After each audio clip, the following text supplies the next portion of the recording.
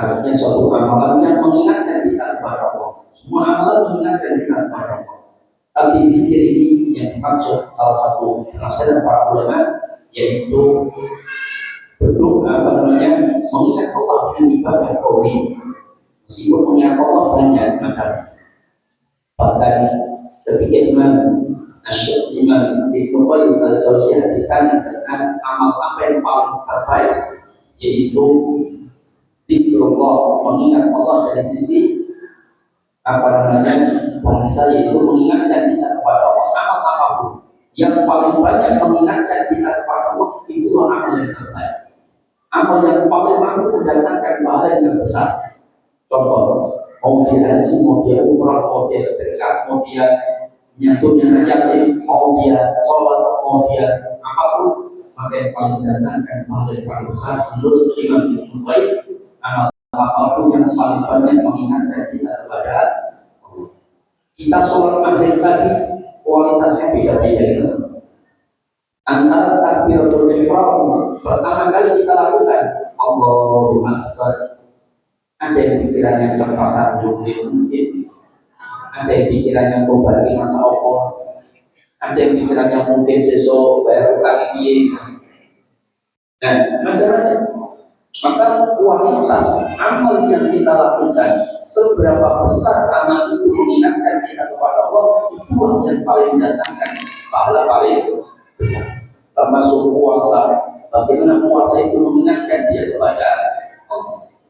Nah, zikir yang dimaksud dalam hadis ini dua-duanya mengingatkan kepada Allah, tapi juga ibadah yang berupa zikir. Dan ibadah zikir itu ada 4 tingkatan kualitas. Pernah saya sebutkan dulu.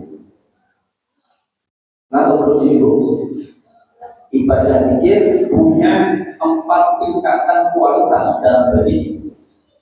Belum ya? Belum. Sampai ini soalnya. Nah, apa yang pertama? Dzikru bil lisan, berzikir dengan lisan. Ini tingkatan yang paling bawah. Bagaimana zikir dengan hati? Bisa nggak? Zikir dengan hati? Bisa. Secara bahasa dalam rangka mengingat Allah dan nilai. Tapi sesungguhnya zikir sebagai amalan qauliyah itu diucapkan. Di pendapat yang saya ambil. Maka ketika ulama berselisih pendapat tentang berdoa sebelum wudu, tapi wudunya dilakukan di dalam rangka mandikan. Dan berdoa sebelum wudu apa doanya? Bismillah. Nah, bolehkah kita membaca Bismillah di kamar mandi? Tidak boleh, karena melafalkan lafaz Allah Subhanahu wa Ta'ala, maka tidak boleh. Nah, sekarang jadi pertanyaan, gimana cara bacanya? Kenapa? Ya, ada sebagian ulama mengatakan cukup dibalik dalam hati, ya, tanpa diucapkan. Tapi pendapat sebagian ulama menyatakan kurang tepat. Kenapa? Karena doa zikir yang kita baca sebelum itu adalah ibadah qauliyah, butuh ucapan, dan ucapan itu bergeraknya lidah dan bibir. Meskipun mungkin tidak keluar suara yang terdengar oleh kita, tapi bergeraknya lidah dan bibir itu bagian dari ucapan, tidak sekedar dibaca. Maka meskipun suaranya santai, tapi bergeraknya lidah dan bibir perlu dilakukan, karena ini adalah ibadah qauliyah zikrullah. Maka cara yang lebih tepat ya tadi, dia berdoa sebelum masuk kamar mandi. Jadi sebelum masuk, setelah membaca doa masuk kamar mandi, apa doanya? Allahumma barik lana berikan hadiah. Allahumma inni a'udzubika minal khubuthi wal khaba'ith. Lalu kemudian kita mengucapkan bismillah, niat dalam hati untuk kita baca zikir itu sebelum berwudu. Kemudian kita masuk. Itu yang lebih tepat.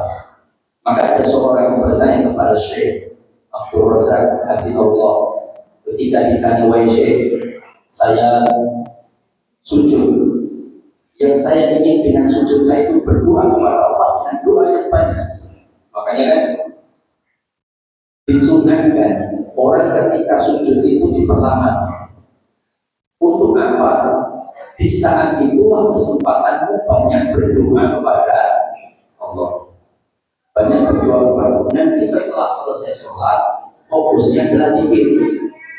Kalau zikir dengan doa sama tidak? Sama-sama mengingat Allah, tapi doa lebih kepada permintaan. Semua doa itu bagian dari mengingatkan kita kepada Allah, tapi tidak semua zikir mengandung permintaan atau doa. Nah, maka ketika kita ingin memperbanyak doa, justru pada saat sholat, ketika sujud dan tasyahud, ini yang paling dianjurkan. Tapi ketika selesai sholat, justru fokusnya lebih banyak zikrullah. Makanya dalam beberapa riwayat seperti Imam Ibn Abbas melihat bahwa setelah selesai sholat, dalam satu lagi disebutkan Rasulullah tidak mengangkat kedua tangannya. Kenapa? Tidak berdoa lagi, sedang berdiri. Sedangkan doa yang dilakukan ketika sholat. Meskipun berdoa setelah sholat boleh, bukan dilarang, paham? Boleh, silakan ketika dengan berdoa yang mengangkat tangannya silakan. Itu masyhur. Secara umumnya kata Syekh Abu Bakar Jabir Al-Jazairi beliau mengumpulkan 100 hadis tentang doa mengangkat tangan. Itu masyhur, beliau simpulkan bahwa itu adalah masyhur. Ya silakan tidak mengangkat. Tapi ketika ada orang yang ketika selesai sholat dia tidak mengangkat tangan, dia hanya berdiri saja, jangan dianggap untuk koyo sholat rambut kan juga, jangan salah. Dia juga berdoa cuma ketika sholat. Tapi fokusnya setelah sholat adalah zikrullah. Dua-duanya benar. Cuma banyak para ulama menganjurkan doa yang pas, sujud dan tasyahud itu lebih mustajab. Nah, ini berkaitan dengan zikir yang pertama, yaitu zikir dengan lisan saja. Ini tingkatan yang paling bawah. Saya tidak memasukkan zikir dengan hati karena kurang sempurna. Maka sempurna zikir itu dengan ucapan. Dan yang paling bawah adalah zikir dengan lisan saja, tanpa menghadirkan kesadaran hati dan pikiran. Ini zikir yang paling tingkatan paling bawah. Contoh misalnya, ada orang berzikir ketika sholat, misalkan membaca ayat-ayat Quran, misalkan surah Al-Fatihah, Alhamdulillahirabbil alamin, Ar-Rahmanir Rahim, Maliki Yaumiddin, Iyyaka na'budu wa iyyaka nasta'in. Dia baca, tapi pikirannya pasang joget. Wah, itu pasang joget, judulnya kayak ngumpul kan misalnya. Setelah baca surah An-Nas, setelah Al-Fatihah selesai, kemudian An-Nas, Malikin nas, ilahin nas, baru sadar aku mau semua surah Fatihah kok dulu kan. Dia tidak sadar bahwa dirinya tadi membaca surah Al-Fatihah sudah, cuman dibaca hanya lisannya saja. Dia tidak menghadirkan adanya kesadaran hati dan pikiran bahwa dia sedang membaca surah Al-Fatihah. Tapi karena hati dan pikirannya kemana? Mikir, bayar aku milih saya bujuku, misalnya untuk duit. Nah, tapi buahnya sedang mengucapkan zikir, yaitu membaca surah Al-Fatihah. Nah, ini zikir tingkatan yang paling bawah. Yang kedua, zikir dengan lisan dan dengan kesadaran hati dan pikiran. Ini yang kedua. Tingkatan ini lebih banyak. Zikir dengan lisan dan kesadaran hati. Contoh, saya mengucapkan ayat-ayat Quran di surah Al-Fatihah. Saya baca itu adanya kesadaran. Bahkan setiap bacaan saya perhatikan apakah setiap bacaan itu sesuai dengan makhrajnya atau tidak. Karena Allah Rasulullah perintahkan waktu dia afqahu minal makharij, berikanlah hak pada setiap hurufnya. Kalau hak dia dibaca hak, kalau kho dia dibaca kho, kalau ain dia dibaca ain, kalau wain dia dibaca wain, bukan wain dengan wain. apa namanya, hak dibaca kaf. Saya itu pernah di daerah Daun itu suruh ceramah pada tarawih, pada sholat isya untuk tarawih. Itu saya isya di belakang seorang imam, bacanya ya Allah membuat kita tidak jam 11 Pak. Begitu kalau orang harus ya Allah karena apa bacanya Usman Sepuh, bacanya Alhamdulillahi Rabbil Alamin. Ya Allah, Alhamdulillah dibaca Alhamdulillah. Kalau itu merubah makna, maka menurut banyak di kalangan para ulama, apa namanya, ulama ahli qiraah itu dianggap bacaan tidak sah. Kalau tidak sah Al-Fatihah maka sholatnya tidak sah. Ini tidak disebut ulama, tapi jumhur, setahu saya jumhur ulama itu banyak yang menyatakan bahwa bacaan surah Al-Fatihah bermasalah, maka sholatnya juga bermasalah. Minimal terutama pada Syafi'i, terus minimal surah Al-Fatihah yang benar. Karena nanti surah yang lain ada kekeliruan masih ditolerir. Surah Al-Fatihah ini surah yang wajib dibaca setiap rakaat. Maka ini tentang apa namanya, membaca dengan lisan dan dengan kesadaran tadi. Saya perhatikan Alhamdulillahirabbil alamin Ar-Rahmanir Rahim. Saya perhatikan jangan sampai mulut saya monyong. Karena dia monyong Ar-Rahmanir Rahim malah salah. Roh itu tidak monyong, roh itu roh, bukan roh, bukan roh. Tidak monyong. Ar-Rahmanir Rahim bukan Ar-Rahmanir Rahim. Ada yang dipasai-pasaikan malah salah. Nah, ini tentang saya perhatikan bacaan itu ada pengucapan dengan lisan dan ada kesadaran. Apakah ini tingkatannya sudah bagus? Belum. Kenapa? Karena ada yang lebih baik daripada tingkatannya itu. Apa itu? Berzikir dengan lisan, adanya kesadaran hati, dan dengan ditadaburi. Apa tadabur? Tadabur itu merenungkan maknanya dan membawa pada kehidupan kita. Kita tadaburi misalkan Alhamdulillahirabbil alamin. Segala puji bagi Allah Rabbul Alamin yang menciptakan, yang menguasai dan memelihara seluruh alam semesta. Jadi kita betul-betul merenungkan bahwa Allah telah menguasa, mencipta, memelihara segala alam semesta, dan kita puji Allah dan hanya Allah yang pantas untuk mendapatkan pujian tersebut. Rabbul Alamin Ar-Rahmanir Rahim. Lalu kemudian kita merenungkan bahwa Allah lah Zat yang maha memberikan rahmat baik kepada semua makhluknya maupun kepada makhluk-makhluk yang beriman saja. Itu kan makna dari Ar-Rahman, yang memberikan rahmat kepada seluruh makhluknya. Mau Kristen, mau Buddha, itu semua diberikan rahmat dalam bentuk sifat Allah Ar-Rahman. Tapi Ar-Rahim, rahmat Allah yang diberikan kepada orang-orang beriman. Andaikan Allah tidak memiliki sifat Rahman, maka orang Muslim tidak akan diberikan rezeki. Yang tidak mau mengakui Allah Tuhannya malah mengakui Tuhannya ketek.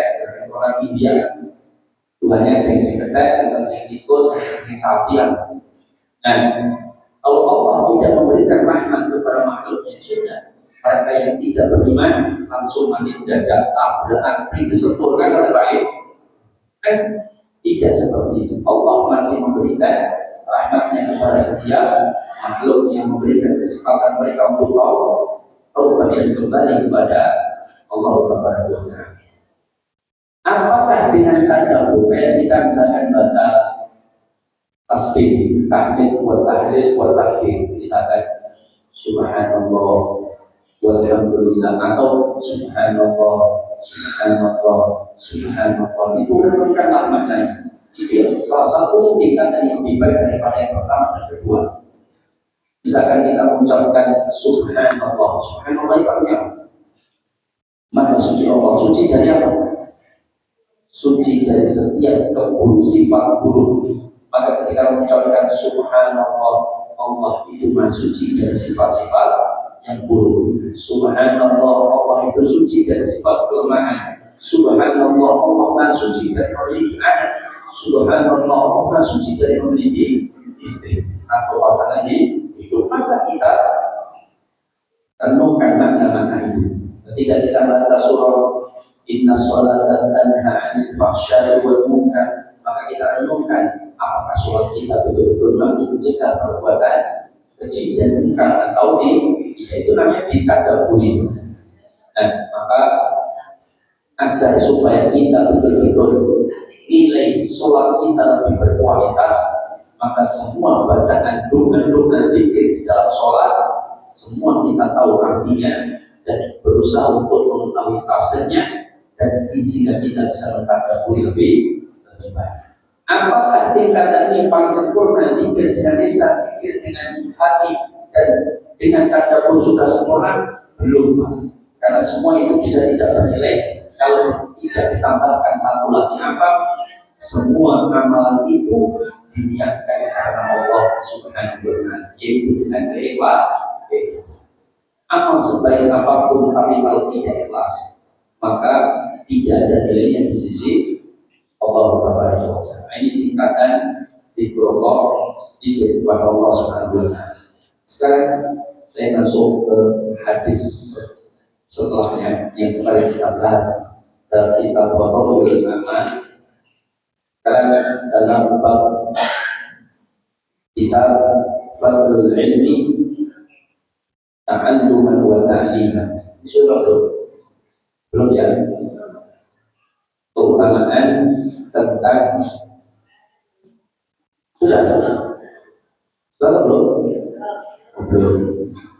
Saya sebutkan keutamaan tentang penuntut ilmu, para penuntut ilmu dan ilmu syar'i yang dicari oleh hamba-hamba Allah Subhanahu wa Ta'ala maupun mengajarkan ilmu syar'i. Yang pertama, hadis dari Muawiyah radhiyallahu ta'ala anhu, qala sami'tu an-nabiy sallallahu alaihi wasallam yaqul, ini mabak kecamatan, di mana Rasulullah sallallahu alaihi wasallam menyampaikan, "Man yuridillahu bihi khairan yufaqihuhu fid-din." Muttafaqun alaih, Bukhari wa Muslim. Hadis ini sepakat oleh Imam Bukhari dan Imam Muslim, digunakan oleh bahwa Rasulullah SAW mengatakan, "Man yuridillahu bihi khairan yufaqihuhu fid-din." Barang siapa yang dikehendaki oleh Allah kebaikan yang banyak, ini kan menggunakan nakirah, artinya barang siapa yang dikehendaki mendapatkan banyaknya kebaikan, maka barang siapa yang dikehendaki oleh Allah untuk mendapatkan banyak kebaikan, maka apa yang dilakukan oleh Allah pada hamba tersebut yufaqihu fiddin, maka Allah akan fahamkan pada agama. Ini tentang bagaimana keutamaan orang itu mau duduk di majelis ilmu, menuntut ilmu, dan inilah yang Rasulullah SAW sebutkan, dia akan dapatkan banyak kebaikan. Orang yang paham agama ketika ditimpa musibah dengan orang yang tidak paham agama dengan ditimpa musibah, mana yang lebih sabar? Orang yang paham agama, karena dia paham bahwa sesungguhnya setiap ujian, musibah itu semuanya adalah bagian dari kasih sayang Allah Subhanahu wa Ta'ala kepada diri, dan tidak ada takdir kecuali ketika hamba itu mampu mengambil hikmah dari setiap takdir, itulah yang terbaik bagi. Orang ditakdirkan buta antara orang yang paham agama dengan yang tidak, itu beda. Ada seorang anak kecil umur belasan tahun, 14 kalau tidak salah, di kota Damaskus, di mana dia mengalami kebutaan sejak balita. Umur 5-6 tahun dia buta. Bapaknya selalu mengobatinya tapi tidak pernah berhasil. Akhirnya dokter menyarankan ini tidak bisa diobati, harus diganti matanya. Maka sudah cari donor, mengajukan ke rumah sakit bantuan untuk mendapatkan donor mata. rumah sakit kemudian memberikan penawaran kepada orang-orang yang akan meninggal, artinya diprediksi akan meninggal dengan sakit berat untuk mau mendonorkan matanya untuk anak ini.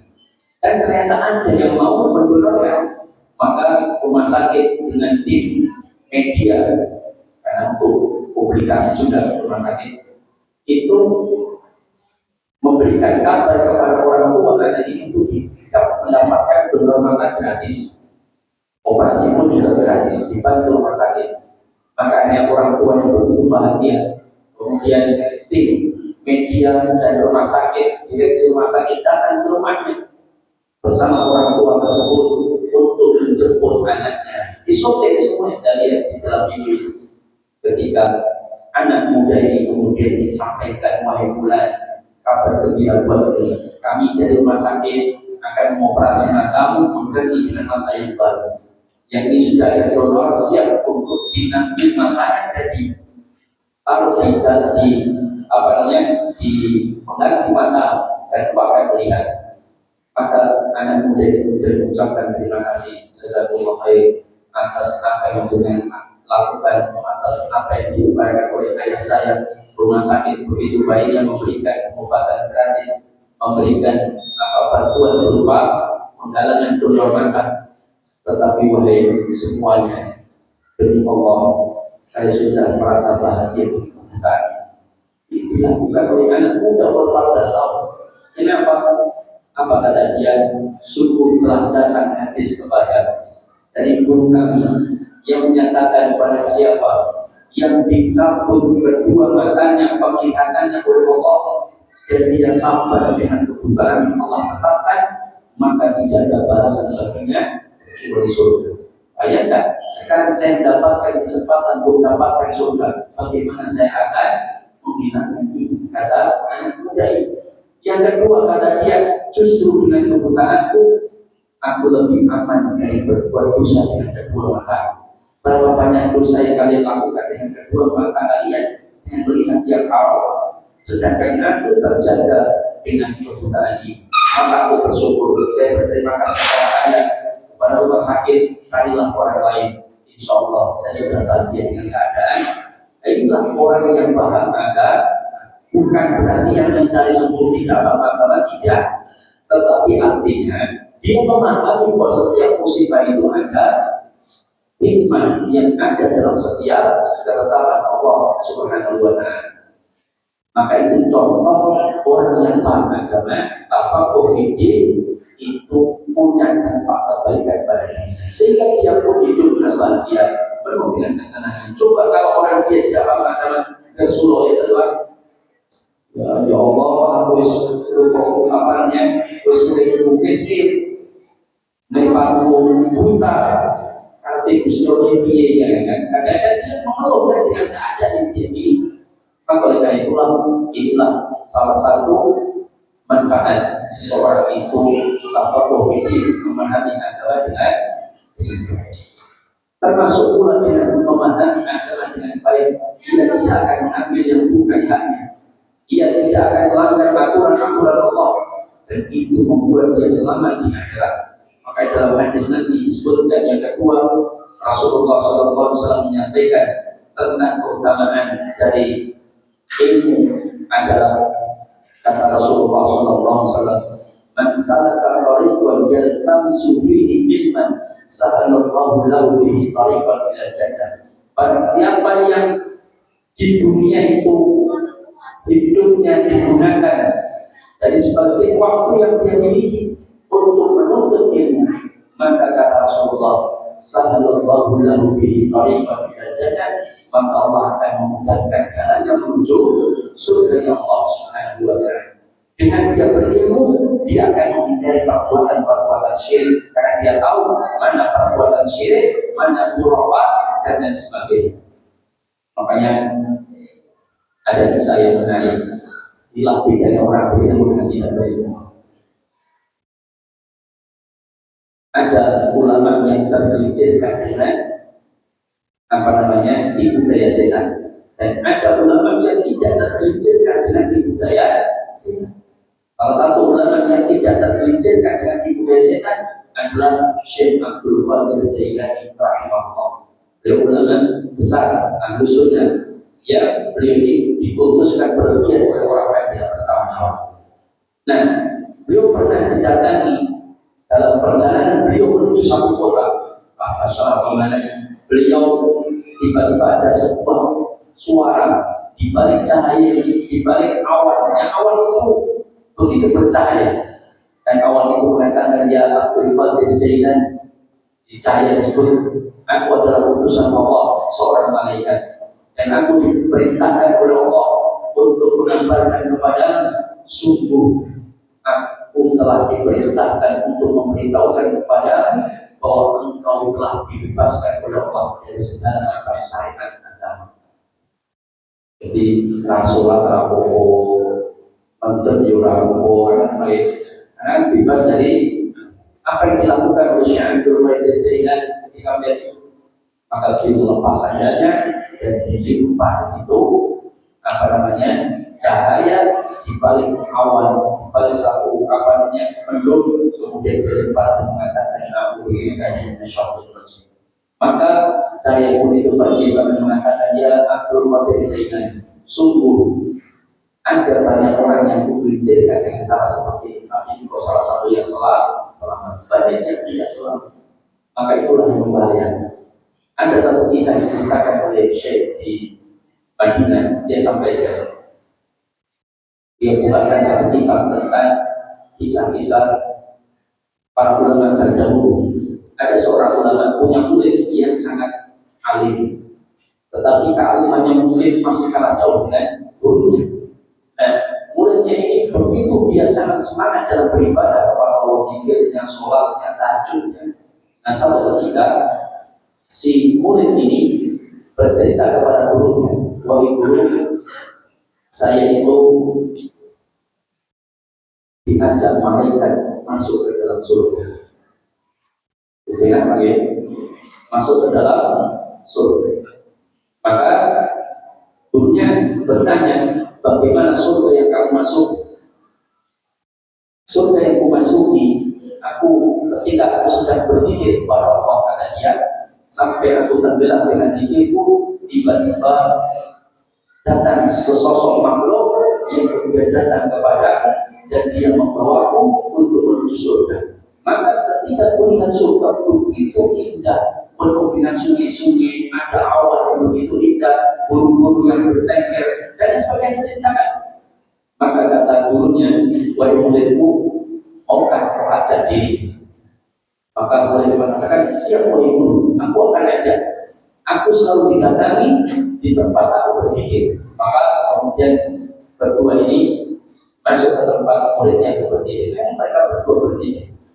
Dan betul dalam masa setengah sadar atau sadar, dalam masa pikirnya datanglah dari makhluk yang kemudian membawa keduanya untuk menuju surga, dan dua-duanya mau diajak ke dalam surga.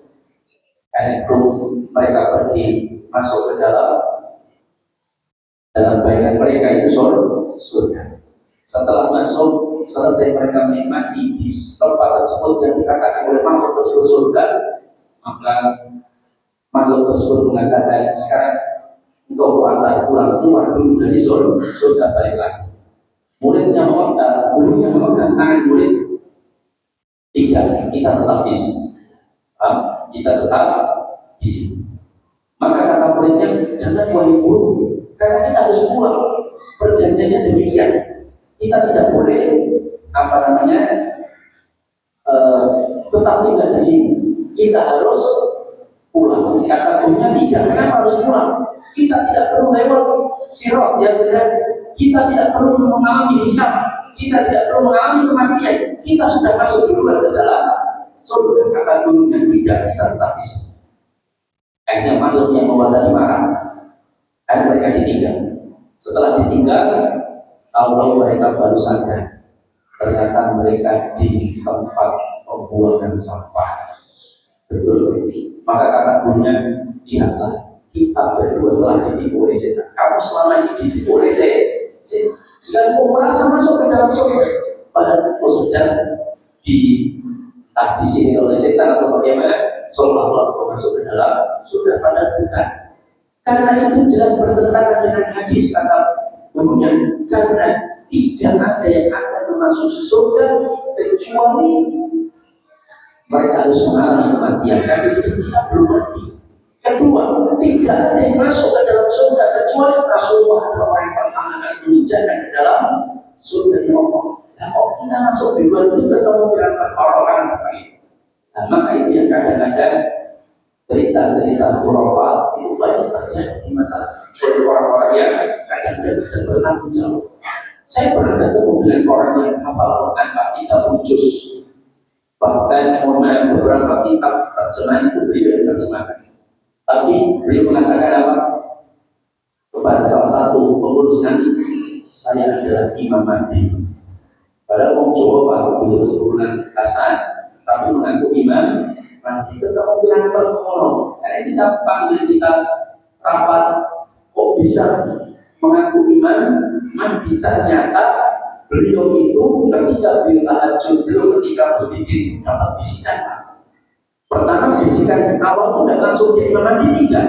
Bisikan pertama itu sudah sejak lama, sejak anak dia punya anak pertama. Anak pertama itu dia dibisiki. Anak ketika istrinya mengandung, sudah mengandung besar, dia dibisiki. Anakmu perempuan, anakmu perempuan. Ketika beberapa bulan, 2-3 bulan kemudian lain, anaknya perempuan betul. Terus datang lagi ketika istrinya mengandung sudah agak besar, 7-6 bulan, maka didatangi lagi anakmu laki-laki, anakmu laki-laki. Ketika lain laki-laki betul. Nah, sampai 5 anak begitu terus, sehingga ketika bisikan itu datang yang terakhir mengatakan untuk Imam Mahdi, hanya dia yang betul bahwa dia Imam Mahdi. Maka ini Imam Mahdi kabarnya langsung tanggung jawab. Nah, ini jelas itulah tipu daya setan yang begitu. Makanya ada seorang bercerita wali fulan dulu ketika beliau masih hidup itu pernah dipijit oleh anaknya. Tiba-tiba kakinya itu ada bumbu berwarna kuning yang begitu halus. Anaknya bertanya, wahai ayah, ini apa bumbu kuning yang begitu yang menempel di kaki-kaki yang begitu halus dan begitu harum wanginya? Maka kata bapaknya, wahai anakku, aku sungguh ketika aku sedang suntuk maka aku masuk ke dalam surga. Itu khurafat lagi, itulah setan menipu manusia dengan cara yang sangat tidak betul. Makanya pernah satu ketika Syekhul Islam itu di penjara, dan penjara itu ternyata beliau berkata bahwa beliau sedang mengajar di satu kota, padahal beliau di penjara. Dia berada di satu kota sedang mengajar. Ada seorang mengatakan, wahai Syekh, bentuk saya ikut kajianmu di satu kota, padahal kapan kamu di penjara? Saya sudah beberapa waktu di penjara. Tidak mungkin saya ketemu jenengan di sana di satu majelis dan jenengan sedang mengajar. Maka kata saya itu, kalian telah ditipu jin. Bagaimana kalau tahu itu jin? Kalau itu bukan malaikat, kalau itu malaikat pasti tidak mungkin menipu kalian dengan mengatasnamakan itu, kata Syekhul Islam. Makanya inilah itu dari setan. Makanya jangan kaget kalau dia wali di sini ada, terus masuk sana juga ada orangnya, sana juga ada. Apakah itu ukuran seorang itu wali? Kalau sekedar itu Dajjal sudah walinya para wali ya, Dajjal juga punya ilmu subhanallah. Makanya inilah bagaimana ilmu memberikan kita dari kesalahan dan budaya siapa. Saya itu pernah datang seorang anak muda sedang pikiran. Saya perhatikan dia jarang sholat sebelumnya, tapi kalau dia sangat rajin sholatnya, dan sholatnya itu rajin hanya maghrib sampai isya. Maghrib sampai isya subuh ya orang dulu asal.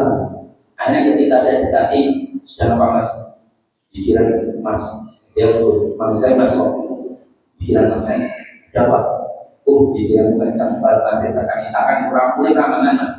Enggak, ini perintah guru saya, perintah guru saya harus dikit sampai isya, iya. Terus apa namanya? Bagus sebetulnya menunggu waktu isya sambil berdiri itu bagus, itu diajarkan dia. Tapi dia keluarkan satu lembar kecil. Guru saya macam bahasa Arab. dibaca ini 1000 kali, dibaca ini sekian kali, apa kata dia? Saya sedang mengamalkan ini mas. Beritahu kan kepada saya lihat. Wah, pikir apa yang bacanya? Ya, kemudian saya tanya, apa faedah membaca zikir ini? Kata guru saya, kalau kalian sudah rajin mengamalkan zikir ini 1000 kali, kali lagi 100 kali, kali lagi 1000 kali, maka nanti saya akan dapat ilmu rawat. Ini hanya pemahaman boleh, ilmu rawat itu lebih menghasilkan, memplesetkan tujuan manusia belajar beribadah. Makanya inilah pentingnya ilmu dalam kehidupan kita. Dulu para ulama ketika mereka mendatangi majelis itu luar biasa upaya yang mereka lakukan. Salah satunya Syekh Rabi itu ketika mau belajar ilmu hadis, beliau tidak punya duit sampai apa beliau itu menek gede untuk bisa belajar. Kenapa menek gede? Beliau itu sampai nyopoti gede rumahnya, terus dibel payu duit ditumankan belajar.